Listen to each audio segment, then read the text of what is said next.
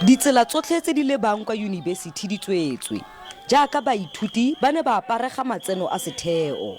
Seo ke morago ga kopano magareng ga botsamaisi jwa setheo le kemedi ya baithuti e go lebegang e reteletswe ke go tla ka tharabololo. Re le baithuti re batla go tleriwa, re batla gore academic ya rona e kgone go tswella sentle, dithutego tsa rona di kgone go tswella sentle ntleng le kgotlang. No more fees falling. We want free education. 5 years have passed.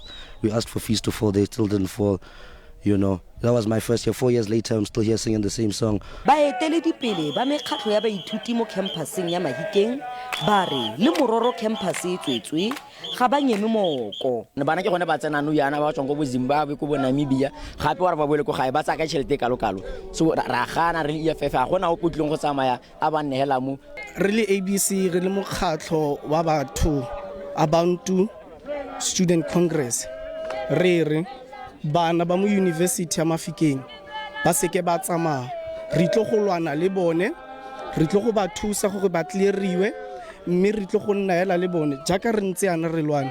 A re ka kry-a gope baithuti ba dula re batla free education in our lifetime. Re batla management ya rona ba North-West University o tla fatshe o tlo go bua le rona ra fa solution ya la bana tsona. University ya re khempase e tla nna e tswetswe.